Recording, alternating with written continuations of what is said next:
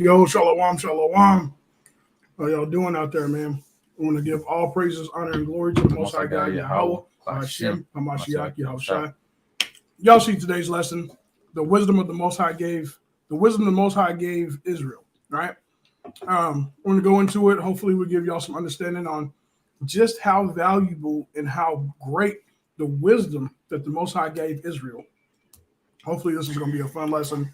I believe it is. And I really want y'all to see what we stumbled across so we can give y'all some understanding and how beautiful Israel really is, just based off of the wisdom alone, right? And we can go to Deuteronomy 7 and 6, the classic. This is Deuteronomy chapter 7, verse 6. Mm-hmm. For thou art an holy people unto the Lord thy God. The Lord thy God has chosen thee to be a special people unto himself above all people that are upon the face of the earth. So the Most High God said that we are a holy people above all people that are upon the face of the earth. So one of the reasons why we are above all people that are upon the face of the earth is because of the wisdom the Most High God gave Israel. Let's go to Deuteronomy chapter 4 and verse 1. This is Deuteronomy chapter 4, verse 1. Deuteronomy chapter 4, verse 1. Now therefore hearken, O Israel, unto the statutes and unto the judgments which I teach you. So he said that we're supposed to hearken unto the statutes, judgments that he gave us, right? Go ahead. Unto the statutes and unto the judgments which I teach you, for to do them that ye may live. He will teach us that we should do them so that we may live. Go ahead. And go in and possess the land which the Lord God of your fathers giveth you. Right. Go jump down to verse 5. This is Deuteronomy 4, verse 5. Behold, I have taught you statutes and judgments, even as the Lord my God commanded me. Go ahead. That ye should do so in the land whither ye go to possess it. So we are supposed to do the laws, statutes, and commandments wherever we go. Wherever we go, we're supposed to do the laws, statutes, and commandments. We know y'all probably that's been in the truth for a while have heard, especially OT only brothers, talk about how we don't need to do the law, statutes, and commandments because we're not in the land of Israel. Right here it says wherever we go, we're supposed to keep the law, statutes, and commandments. Right, so a simple, easy cut, but just get really not just a cut, just for y'all to get understanding, right? For y'all to be edified, because that's really what we want is for our people to be edified. Verse 6. Verse 6.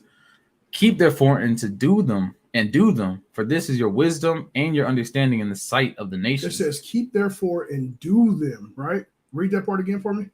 Keep therefore and do them, for this is your wisdom and your understanding in the sight of the nations. So this is our wisdom and our understanding in the sight of the nations. Come on. Which shall hear all these statutes and say, surely this great nation is a wise and understanding people. Right. So whenever they hear the law, statutes, and commandments, whenever they see the law, statutes, and commandments being performed on the earth, they will say, surely this is a wise and understanding people. This is why it's so important for us to act out the laws, to do the laws, not just to know them, but to do them, right? Because we are the light of the world, right? We're supposed to be a light to everyone. Right, we're the ones that are supposed to get this whole world in order, and the only way that we can do that, other than teaching, is to do it, right? Because having an action behind it is teaching, right? Let's go to verse 7.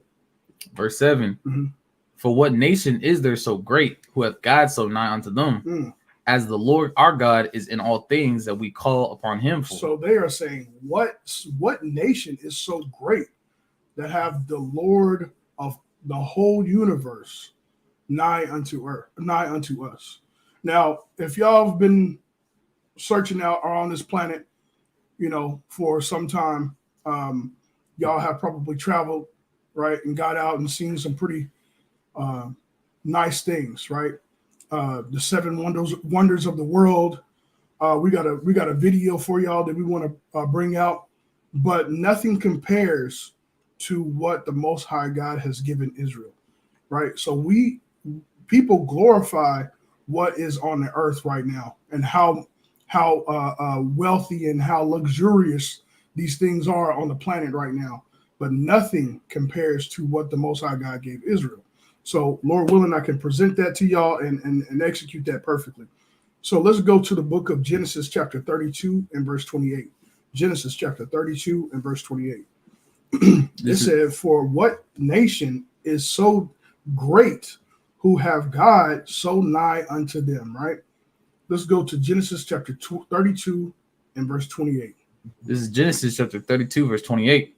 And he said, "Thy name shall be called no more Jacob, but Israel. For as a prince hast thou power with God and with men." We have power with God and with man. We have power with God and with man. That is a powerful, powerful statement. That is a powerful statement. We have power with God and with man, right? Don't ever forget that as being an Israelite. You have power with God and with man. Let's go to Exodus chapter 19 and verse 5. Exodus chapter 19 and verse 5.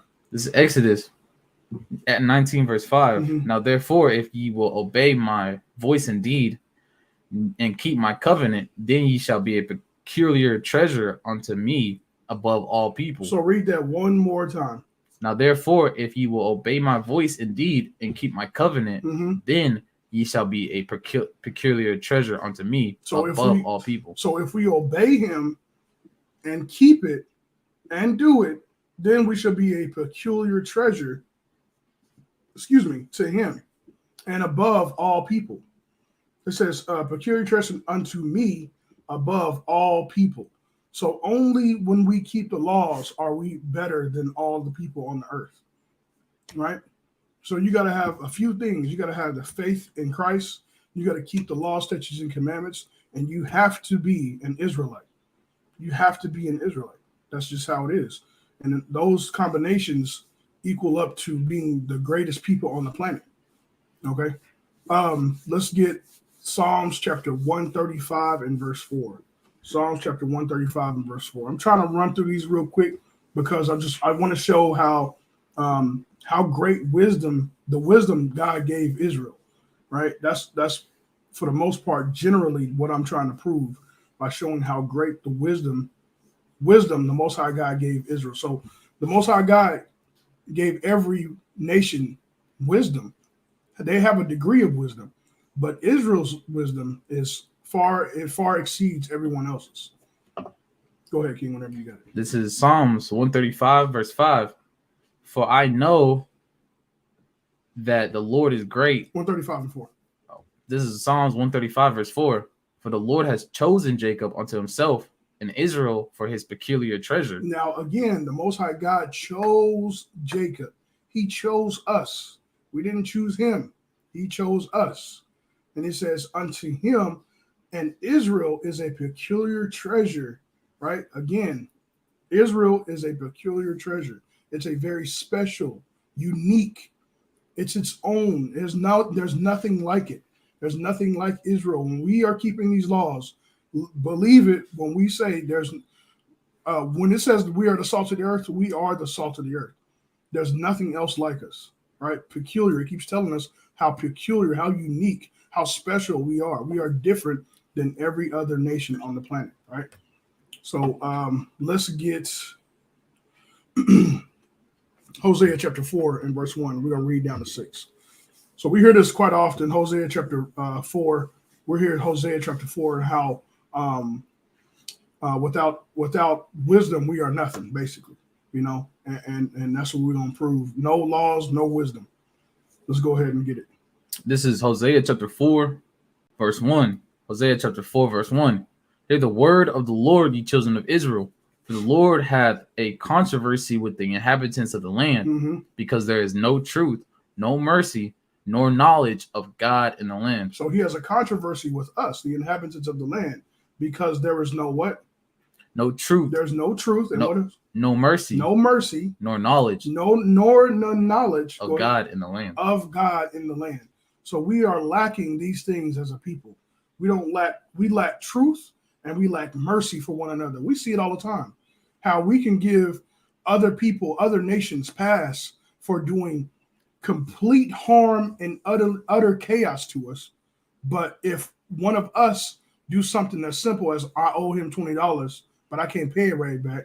I can't pay it back now. How merciless we are to each other. It's disgusting, right? It's disgusting. You see it. Everybody see it, especially y'all been in the hood, man. Y'all been in the hood long enough. We see that. We see those actions, man. We see those actions even in our family, man. It's bad, right? So it says, there is no truth, no mercy, nor knowledge of God in the land, right? Go ahead. It's Hosea 4:2. Hosea 4:2. By swearing and lying and killing and stealing and committing adultery. Right. What are these things? These are not keeping the commandments. Swearing, lying, killing, stealing, committing adultery. Go ahead. They break out, and blood touches blood.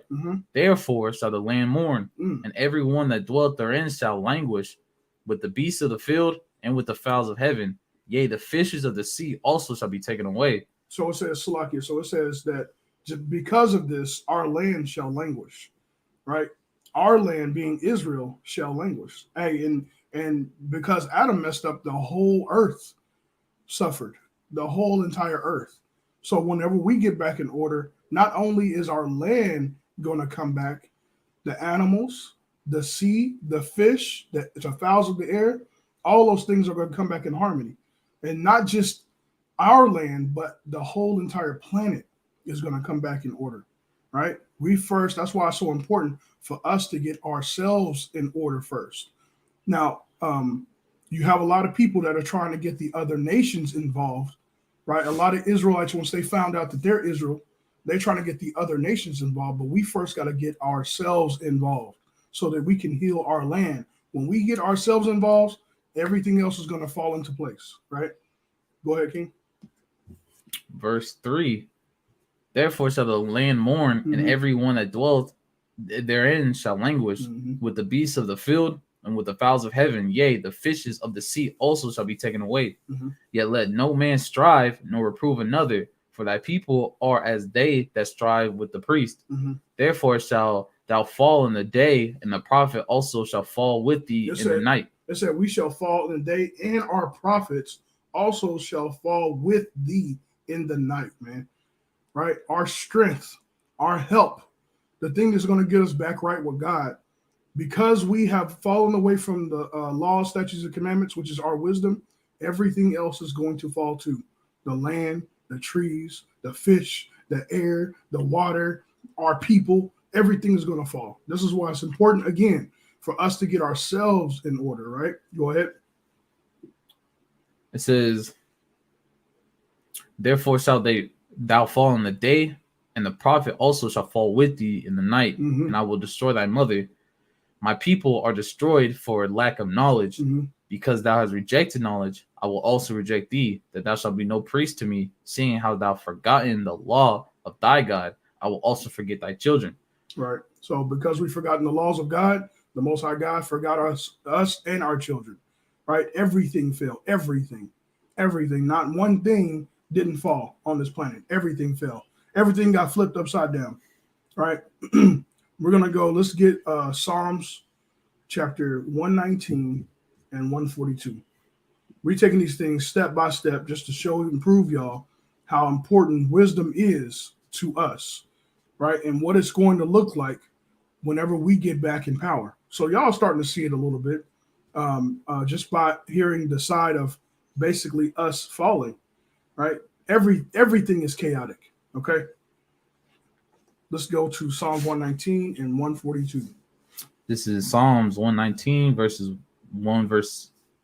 142, and it says, thy righteousness is an everlasting righteousness, and thy law is the truth. The law is the truth, right? The Most High God's righteousness, which is the law, statute, and commandment, is an everlasting righteousness. It will never, ever go away, ever, right? Even when the kingdom of heaven is here, it will be established here on earth so much and so well that it's going to be in us. It's going to be written on our hearts, and we will not fall away from it, right? All praises to the Most High for that. Let's go to the book of Judith, chapter 5 and verse 20. Judith, chapter 5 and verse 20 in the Apocrypha. So again, the laws will never, ever, when the Bible keeps saying that it is everlasting, it will abide forever. He literally means that. He literally means that. Literally, right? He means that. So it's never going nowhere. I know how as bad as Christians want it to be gone, it's not going nowhere, right? Go ahead, King, whenever you got it. This is Judith chapter 5, verse 20. Mhm. Now therefore, my Lord and governor, if there be any error against his people, Uh-huh. and they sin against their God, let us consider that his shall be their ruin. Right. That So this shall be their ruin. right. So they wanted, we're gonna read that again. So they wanted Israel to go against God so that they can conquer us. Right. The only way that the other nations can conquer us is that we go against our God, or we break the commandments, or we stop keeping the Sabbath, something to that nature, right? We stop keeping God's laws, statutes, and commandments. So if they can get us to commit one sin, then they say they got us, right? That's how they believe in their heart, which is true, right? They knew it. They knew how to conquer us. They knew how to overthrow us. They knew how to separate us from our God, which is by keeping the commandments. So if they can get us to fall away from the commandments, they knew they had us. Read that again. Judith chapter 5, verse 20. Mhm. Now therefore, my Lord and governor, if there be any error against his people, If there be any error against his people, go ahead. and they sin against And they their God, sin against their God, let us consider that this shall be their ruin, right? and let us go up, and we shall overcome them. Right. Let's go to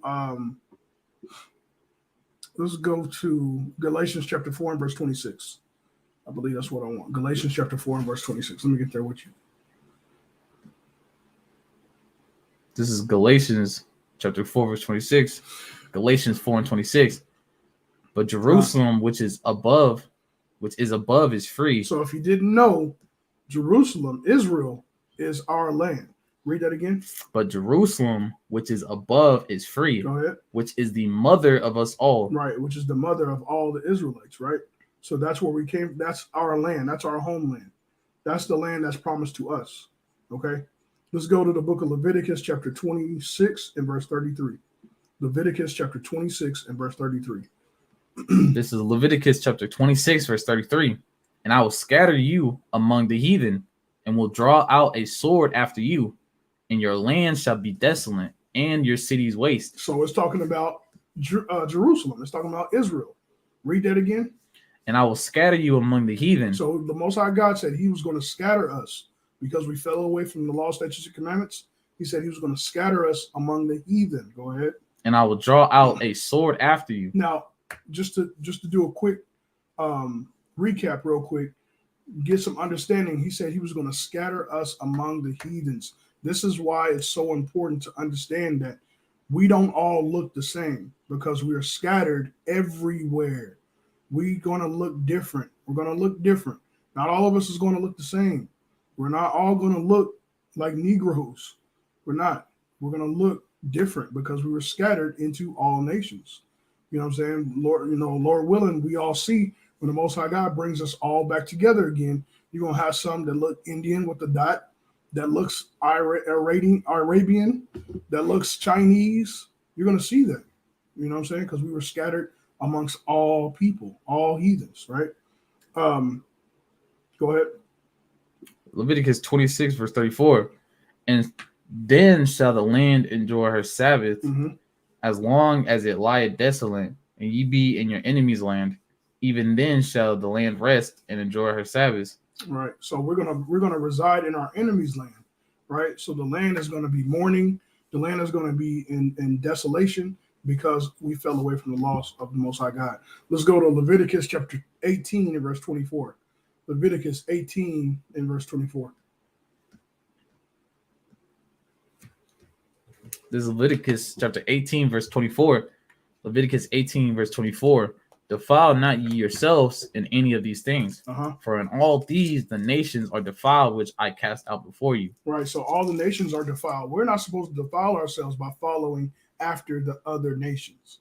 Okay, the other nations are defiled. Why follow someone that's defiled? Why follow someone that's corrupt? If you follow them, you yourself will be corrupted, right? Go ahead. It says, defile not yourselves in any of these things, for in all these the nations are defiled, which I cast out before you, and the land is defiled. Therefore I do visit the iniquity thereof upon it, and the land itself vomiteth out her inhabitants. Right, so we're not supposed to do the things wherever we're scattered into. We're not supposed to follow after the Asians. We're not supposed to follow after the Indians. It's Arabs. Indian, Arabs. You're not supposed to follow after them. Greeks, Romans. Right. You're not, wherever you're scattered, you're not supposed to follow after him. So if he's telling you you're not supposed to follow after him, then what are you supposed to do? You're supposed to keep your laws, right? Some understanding for the Old Testament only brothers, man. They say that you're not supposed to, you can't keep the laws of God wherever you go. Here it says, if you do, you will be defiled. If you keep their customs, you're defiled. So what are we supposed to keep? Right? He says not to do it. Most High God says not to do it. So getting the understanding of this, with all thy getting, get understanding. If the Bible tells us if we follow after the other nations, we will be defiled, then the only other option is to come back to the law, statutes, and commandments. That's the only way we can get right. Okay? Keep going. This is Leviticus chapter 18, verse 25. Mm-hmm.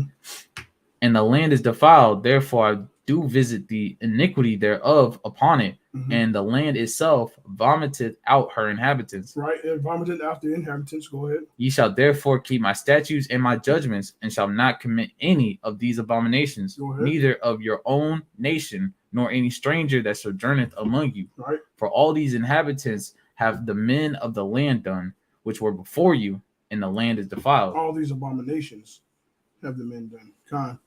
So read that for me one more time. Verse 27. Verse 27, for all these abominations have the men of the land done, which were before you, and the land is defiled. Go ahead, one more. That the land spew not you out also. So the land, so we don't follow after them, so the land don't spew us out also. Go ahead. When you defile it, Mhm. as it spewed out the nations that were before you. That's right.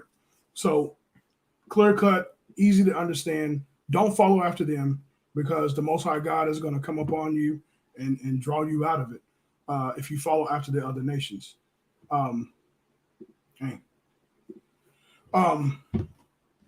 Yeah, so if you follow after other nations, the Most High God is going to spew you out. It's going to cause you to go into, to be taken out, to be spewed out. So let's get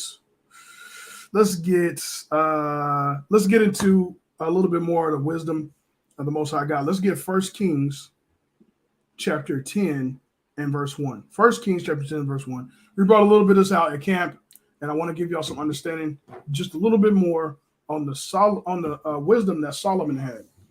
The wisdom that King Solomon had is what he prayed for. That wisdom is the wisdom that Israel possesses, right? So let's get a little bit of understanding and see how it went with him. 1 Kings chapter 10 and verse 1. It's 1 Kings chapter 10, verse 1. Mm-hmm. And when the queen of Sheba heard the fame of Solomon concerning the name of the Lord, she came to prove him with hard questions. So she came to test him. Prove means to test. She came to test him with hard questions. Queen Sheba heard the fame of King Solomon, right? And she came to test him with hard questions. Go ahead. And she came to Jerusalem with a very great train, Mm-hmm. with camels and bare spices. So this is what she had coming along with her, all the way from Ethiopia. I believe that's Sheba came from. I could be wrong on that. Salaki if I am. But she came with her with it said a very great train with camels. Go ahead. And very much gold, Spices and very much gold. and precious stones. Mm-hmm. And when she was come to Solomon, she communed with him of all that was in her heart. Right. So she had to get it out. She had a lot of questions. Go ahead. Verse 3. And Solomon told her with all questions. There was not anything hid from the king, Mhm. which he told her not. Right. And when the So he didn't hold nothing back. Go ahead. and when the queen of Sheba had seen all Solomon's wisdom, Mm-hmm. and the house that he built, and the meat of his table, Right. and the sitting of his servants, Mm-hmm. and the attendance of his ministers, Right. and the apparel of his cupbearers, Now, in the other translations, it says the order of his house, like the order of the kingdom. How he had order in his home, how everything was so organized and so properly well placed, right? This is what happened. Go ahead. and the apparel of his cupbearers, Right. and his ascent by which he went up unto the house of the Lord. Right. How he walked, how he moved, how he ascended and descended. Go ahead. There was no more spirit in her. There was no more spirit in her. She fainted. Right. She Right. fainted. She was overwhelmed. She was beside herself. Right. She was very much overwhelmed how order and how well put together he was, and how his house was, and how his kingdom was, how everything looked. She was overwhelmed. There was nothing on earth like it. Right? Go ahead. And she said to the king, it was true. It was a true report It that was I a heard. true report that I heard. Come on. In my own land of thy acts and of thy wisdom. Uh-huh. Howbeit I believe not the words. Salaki. Okay, go ahead and finish that off. Howbeit I believe not the words until I came, and my eyes had seen it, and behold, the half was not told me. Right. She said, I didn't even hear the half of it. I thought I heard it all about you, but I didn't even hear the half of it. She fainted. She said they said there was no more spirit left in her, right? Where you at, verse 7? Mm-hmm. All right, let's jump down to verse 19. This is 1 Kings chapter 10, verse 19. The throne has 6 steps, and the top of the throne was round behind. So this is King Solomon's throne. There was no throne on earth like King Solomon's, right? So this is talking about King Solomon's throne. Go ahead. And there was stays on either side on the place of the seat, and 2 lions stood beside the stays. I wish I had. There was a brother in the nation of Israel that actually made a digital art of this. You see it? Have you seen it? I think maybe. Yeah, I wish I had brought it. I wish I had got it. Shalom, officer. Shalom, officers. Shalom, shalom, Israel. But yeah, brother made a digital art of this, man. I wish I had it so that I can let y'all see what it looks like. It's beautiful. He did a beautiful job of this 1 Kings chapter 10, and they had like Sheba fainting at the bottom of the footsteps, right? It was a beautiful picture, man. But go ahead. The throne has 6 steps. On the top of the throne was round behind, and there were stays on either side of the place of the seat, and 2 lions stood beside the stays, right? And 12 lions stood there on one side and on the other upon the 6 steps. Right. So there's 6 steps leading up to his throne, and then there's lions statues on the side of it, right? There was not the like made in any kingdom. There's no other kingdom like it. Go ahead. And all the king, it's like it. That's where they steal that from us. Yeah. Have you seen like the lion statues in libraries? Yeah, definitely. They steal that from us. 100%. 100%. Verse 21. And all King Solomon's drinking vessels were of gold, and all the vessels of the house of the forest, and all the vessels of the house of the forest of Lebanon were of pure gold. None were of silver. It was nothing accounted of in the days of Solomon. It was beautiful, man. It was hard to imagine, man. This is why this video is going to be so important, because it's going to give you a little bit of understanding on how kind of how the kingdom was, and how you know how he rolled in the because this is the closest that we can get to actually seeing how it was, right? But I don't want to spoil anything, so I want to wait till we get to it. But let's get to the book of Sirach chapter 24. The book of Sirach chapter 24. Let's get into the actual wisdom that is the nation of Israel. Sirach chapter 24 and verse 1. This is Sirach chapter 24, verse 1.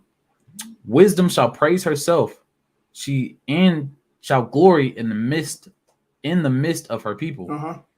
In the congregation of the Most High shall she open her mouth, in the triumph before his power.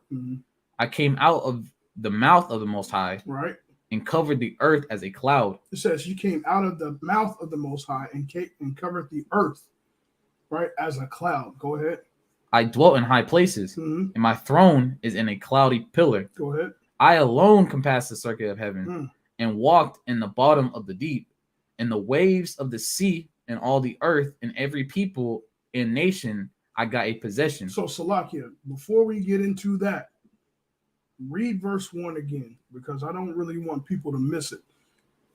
This is Sirach chapter 24, verse 1. Go ahead. Wisdom shall praise herself. Wisdom shall praise herself. Go ahead. And shall glory in the midst of her people. She will glory in the midst of her people. All of her people shall have the understanding of her. Go ahead. In the congregation of the Most High, she opened her mouth, and triumphed before his power. Mhm. I came out of the mouth of the Most High and covered the earth as a cloud. She came out of the mouth of the Most High, and you see this in movies, man. Right? They got the whole what is it? Thor and what's the other one? Wonder Woman, how she was created. If you ever go into the understanding of how Wonder Woman was created, I don't know if we got any big comic book nerds, but I was at one time. I probably wasn't. I wasn't the biggest, but I was definitely into it.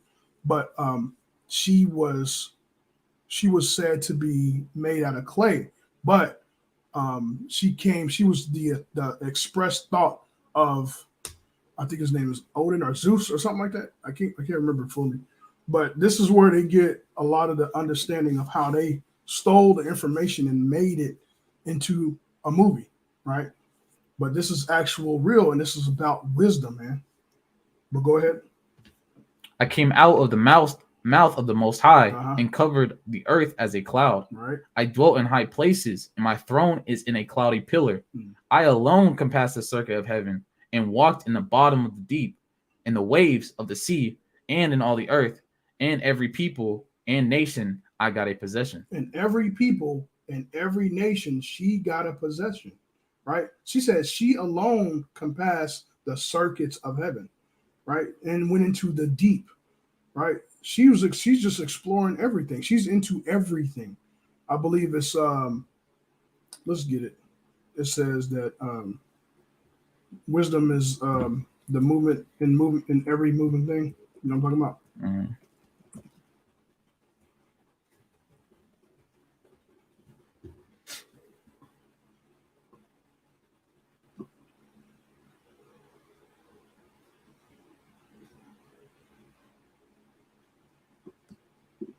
It is Wisdom of Solomon, chapter 7 and verse 24.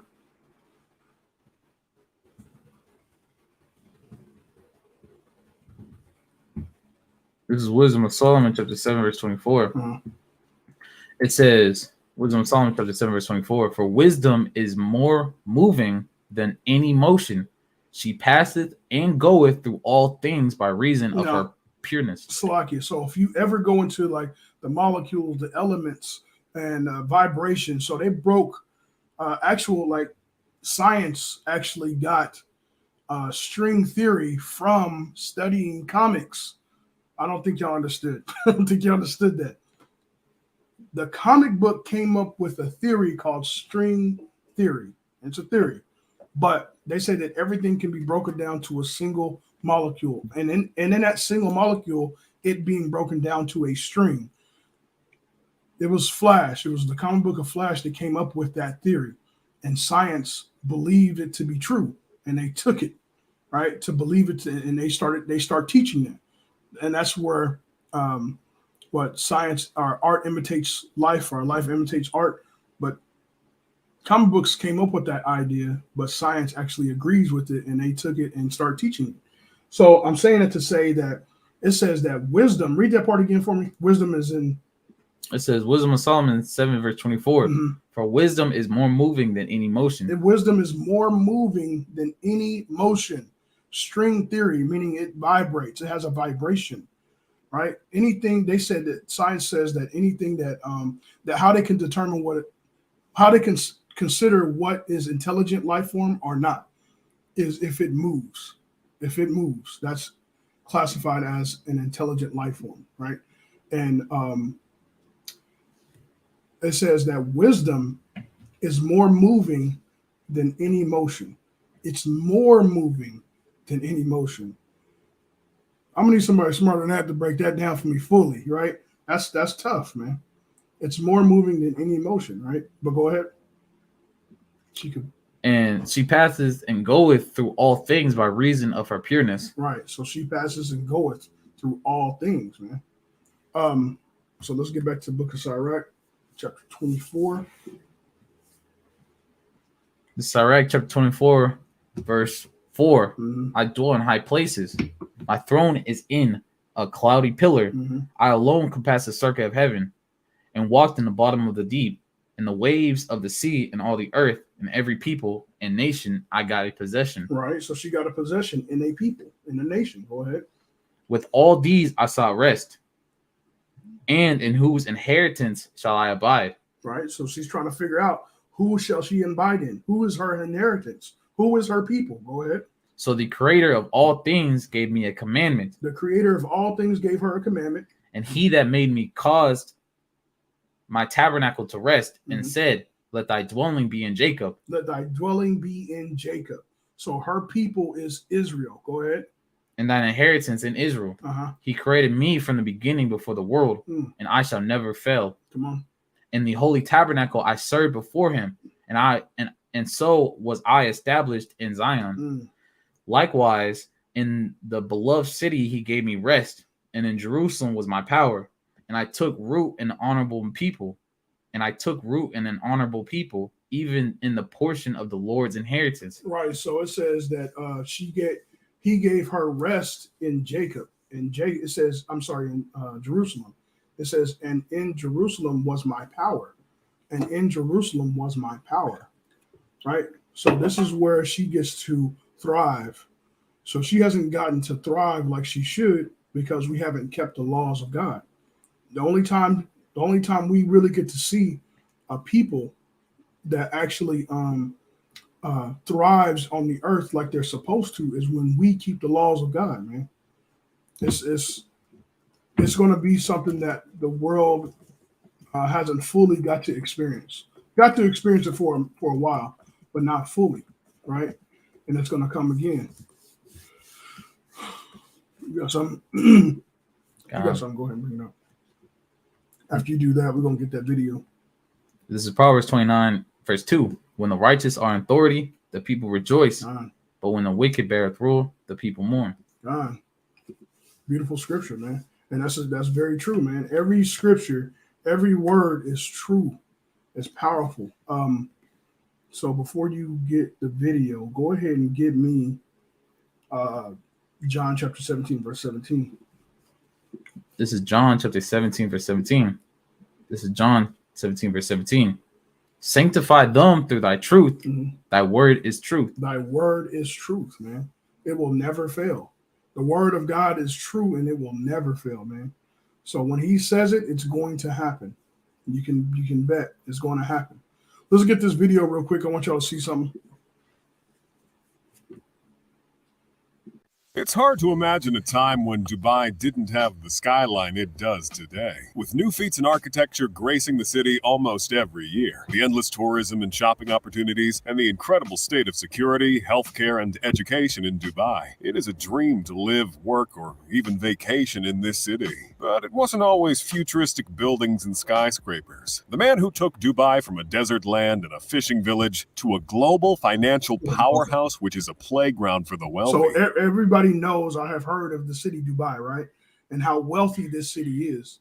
So this city is supposed to be extremely wealthy. And this video is not going to actually show how wealthy the city is because they've just installed an underwater train and they're installing a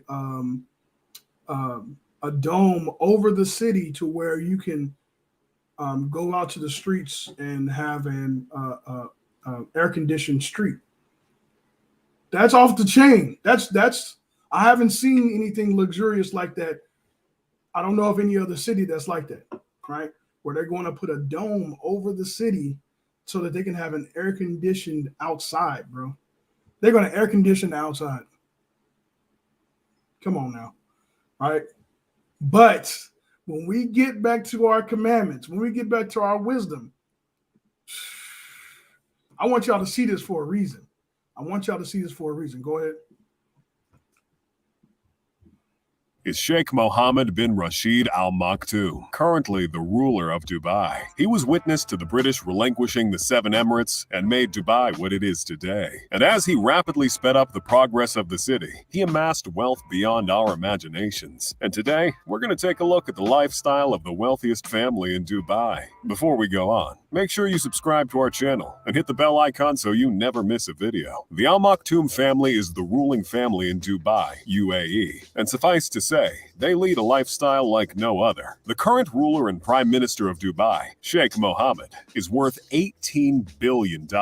He controls Dubai Holdings, a global investment company. He launched Emirates Airlines and developed the Dubai International Airport and Al Maktoum International Airport. And if you've ever been lucky enough to have a stopover in Terminal 3 of Dubai International Airport, you know it's a luxury mall and hotel rolled into one, complete with a spa and a gym. With a portfolio like that, he has rightly earned his wealth and has invested it well into an impressive collection of properties outside the Middle East. He owns La Belle Epoque penthouse in Monaco. The 3-bedroom, 17,500 square foot duplex penthouse comes with a double-height library, vast roof terraces, an infinity pool, a cinema, leisure rooms, and a media room with chairs that convert into beds, reinforced glass and surveillance cameras. All of this and more cost the Sheikh a whopping $308 million, which is probably a drop in the bucket for him. He also owns the 63,000-acre Inveterate estate in Scotland, and the property includes a 14-bedroom manor with a 16-bedroom guest house. This property was bought over 30 years ago for $2.5 million, which in today's terms is about $5.5 million. So y'all see, this man's worth $18 billion, man. $18 billion, and I think his son's got like gold cars and Hummers and horses, and it's crazy, right? They just living it up over there, right? But I wanted y'all to see that because the Bible talks about. Let's get First Corinthians chapter 2 and verse 9. 1 Corinthians chapter 2 and verse 9. I want y'all to see that for a reason, because as luxurious as this city is, man, it's nothing compared to what's coming. There's nothing compared to what the nation of Israel is going to possess. This is 1 Corinthians chapter 2, verse 4. 1 Corinthians chapter 2, verse 4. Mm-hmm. It says, No, 2 verse 9. 2 verse 9. Uh-huh. It's 1 Corinthians 2, verse 9. 1 Corinthians 2, verse 9. Mm-hmm. But as it is written, I have not seen, an ear heard. Sorry, I have not seen nor ear heard, neither having entered into the heart of man the things which God had prepared for them that love him. Yeah, hey, I want you to read it one more time for me.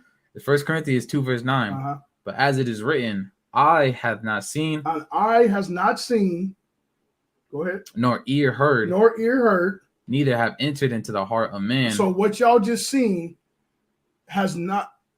it's nothing compared to what's coming. Go ahead. The things which God had prepared for them that love him. Which things that God has prepared for them that love him, which is the nation of Israel. You can't even imagine it, man. It says, no eye have seen, nor ear has heard. We just showed y'all a little clip of the city of Dubai. And I just told y'all about the other operations that he's got, having a train underwater, and having a controlled city, like the air-conditioned weather, where there's going to be a dome over the city and they can just control. They can go outside and be like, man, it's too hot. Let's cool it down in this area of the streets. Huh? Man. Hey, read that for us again, please. If I can do that. This is 1 Corinthians 2, verse 9. Mm-hmm. But as it is written, I had not seen nor ear heard, neither have entered into the heart of man the things which God had prepared for them that love him. All right. This says, have entered into the heart of man the things which God had prepared for them. Let's go to Wisdom of Solomon chapter 7 and verse 17. Wisdom of Solomon 7 and 17. This is Wisdom of Solomon chapter 7, verse 17.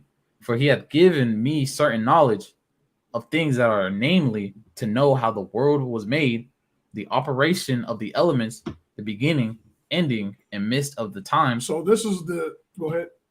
And alterations, the alterations of the turning of the sun and the changing of and the change of seasons. So we're gonna break this down a little bit. This is the wisdom that King Solomon got from the Most High. The wisdom that King Solomon got from the Most High. It said the operation of seasons. It said the beginning, the end. So King Solomon knew the beginning and he knew the end of everything. He knew the beginning of the creation of the world and the end, man. He said he knew the midst of time, meaning he knew the middle ages. He had the understanding of how mankind was going to be. He knew these things, man. His wisdom was off the chain. It was uncharted, man. So, what else does it say? The alterations of the turning of the sun. He knew the change of seasons. Right. Let's go to 14 or 19. This is Wisdom of Solomon 7 verse 19. The circuits of years, right, and the position of stars. Circuits of years and the position of stars. King Solomon understood all of this. Go ahead. The nature of living creatures, and the furies of wild beasts, the violence of winds, and the reasoning of men, the diversity of plants, and the virtues of roots. The understanding that King Solomon, the wisdom that King Solomon had was tough. I mean, he understood things that it almost probably seemed like magic, right, to a lot of people. If you didn't know no better, you like how Queen Sheba was, she fainted at the wisdom that Solomon had. So the understanding that he had would probably seem like a magic. It would seem like magical, right? Just the understanding that he had, the depth of understanding that he had of things. It was, and that's the wisdom that he got from the Most High, right? I'm talking about powerful, man. We have a very limited understanding and wisdom as of right now because of our sinful nature, our sinful ways. But when we come back, when the Most High God puts these laws, statutes, and commandments in our hearts, it's going to be like the earth has never seen before, man. Right? So just like the scripture said, no eye have seen nor ear have heard. It says neither have entered into the heart of man. It hasn't even entered into the heart of man. We can't even grasp the understanding. It's a beautiful thing, man. It's a beautiful thing. And I'm glad I got the opportunity to present this to us, man, as a people. And I know brothers have done lessons over King Solomon before and have done a beautiful job of giving the breakdown of the wisdom that the King Solomon had, right? So we just giving y'all just a little bit of understanding of the wisdom the Most High God gave us as Israel. It's different than all the other people. So you don't have to follow after them, right? You don't have to follow after them. The Most High God gave us something very special. Okay, so let's get verse 20. Oh, you already did 20. Let's get 21. Wisdom of Solomon 7 and 21. This is Wisdom of Solomon chapter 7, verse 21. And all things and all such things as are either secret or manifest, them I know. For wisdom, which is the worker of read that again for me. Verse 21. And all things as are either secret or manifest, them I know. All things that are either secret or manifest, them I know. That is a statement that he's making. Go ahead. For wisdom, which is the worker of all things, taught me. For in her is the understanding, spirit holy, one only, manifold, subtle, lively, clear, undefiled, plain, not subject to hurt, loving the things that is good, quick, which cannot be letted, ready to do good, kind to men, steadfast, sure, free of care, having all power, seeing all things, and going through all understanding, pure and most subtle spirits. So this is the wisdom that the Most High God gave Solomon. That is for us. That is for the nation of Israel. This spirit is clear. It is lively, subtle. It is one only, meaning it's nothing like it. There's no other spirit like wisdom. The wisdom that the Most High God gave to the nation of Israel. There's nothing like it, man. Right? Go ahead. Kind to men, steadfast, sure, free from care, having all power, overseeing all things, and going through all understanding. Having all power, overseeing all things. Man, that's tough. Go ahead. and going through all understanding, Mhm. pure and most subtle spirits. Come on. For wisdom is more moving than any motion. Go ahead. She passeth in going through all things by reason of her pureness. For she is the breath of the power of God. She is what? The breath of the power of God. The breath of the power of God is the law, statutes, and commandments. The law, statutes, and commandments is the breath and the power of God. And he gave that to us. He gave that to us, man. Right? That's the kind of God we serve, that is merciful and that is giving to his children. The breath and the power of God. This is why we have power with God and with man. We are in a powerful position, man, when we keep the law, statutes, and commandments. All right, go ahead. For she is the breath of the power of God Mhm. and a pure influence flowing from the glory of the Almighty. So influence, period. Influence alone is power. That we have influence right now, as it's not a good influence, but we have so-called Blacks, Hispanics, and Native Indians. We have influence on this earth as how we dressed, how we dance, how we talk, how we sing. We have influence on this earth, right? But just imagine how the influence is going to be when we're in our righteousness, man. They're really going to look at us as if we are gods on earth. It's going to change everything, right? Go ahead. For she is the breath of the power of God Mhm. and a pure influence flowing from the glory of Almighty, Mhm. of the Almighty. Therefore can no defiled thing fall into her, for she is the brightness of the everlasting light. Where you at? Verse 26. Okay, go ahead. For she is the brightness of the everlasting light, the unspotted mirror of the power of God and the image of his goodness. Right. And being but one, she can do all things. And remaining in herself, she maketh all things new. Mm. And all ages entering the holy souls, she maketh them friends of God and prophets. So read that part right there one more time. Entering into souls. And remaining in herself, she maketh all things new, and in all ages entering into holy souls. Entering into holy souls. Go ahead. She maketh them friends of God and prophets. She maketh them friends with God and prophets. So those people that keep her, she maketh them friends of God and prophets. If you keep the law, statutes, and commandments, she will make you friends of God and prophets. That's powerful, man. That is beautiful. That is beautiful to hear, man. Keep going. For God loveth none but him that dwelleth with wisdom. Mm-hmm. For she is more beautiful than the sun, and above the order of stars, being compared with the light, she is found before it. Come on. For after this cometh night, but vice shall not prevail against wisdom. Right. So that's just some of the understanding that King Solomon was able to give us based off of the wisdom that he had. I want you to go to 1 Maccabees chapter 13 and verse 27. Because people look at the pyramids as a great thing. And I'm talking about, I hear Joe Rogan talking about it. I hear all kinds of people talking about how great these pyramids are. But our ancestors actually built this, right? And it's actually in the scriptures. And they talk about how perfect a line that they are. If you was one stone off, if you was a centimeter here and there, it wouldn't, at the top of the pyramid, wouldn't have came together. They glorify these pyramids as if they're some great thing, man. And it is a great thing to them.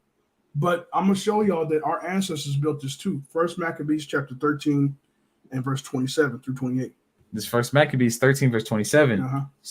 Simon also built a monument upon the sepulchre of his father Go ahead. and his brethren, Uh-huh. and raised it aloft to the sight, Uh-huh. and hewn stones behind and before. Right. So Solomon built Salaki, what does it say? And Simon also built a monument upon it, right? So he built a monument, and he did it for his family, for his father and his brother, right? Go ahead. Upon a sepulchre of his father and his brethren, and raised it aloft to the side, and hewn stones behind and before. Mm-hmm. Go ahead. Moreover, he set up 7 pyramids. He did what? Set up 7 pyramids. So Simon had the wisdom and understanding to set up 7 pyramids. Go ahead. one against another, Uh-huh. for his father and his mother and his 4 brethren. Right. So he did that for his father, his mother, and his 4 brothers. So Simon had understanding to build pyramids as well. We had that understanding. We had that knowledge, right? So that's not a great thing to us. But you're going to see something that's great that's coming up on the earth, man.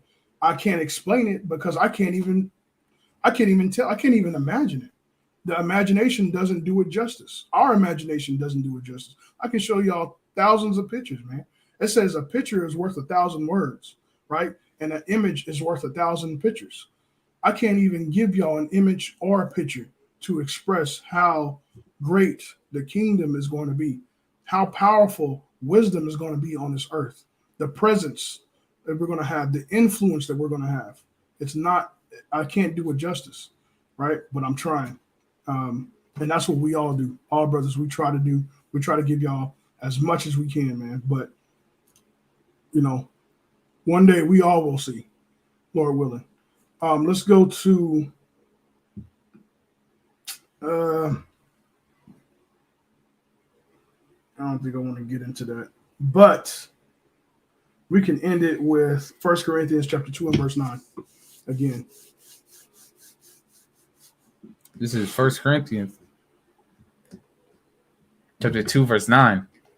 1 Corinthians chapter 2, verse 9. But as it is written, I have not seen, nor ear heard, neither have entered in the heart of men the things which God had prepared for them that love him. I do want to get into it a little bit.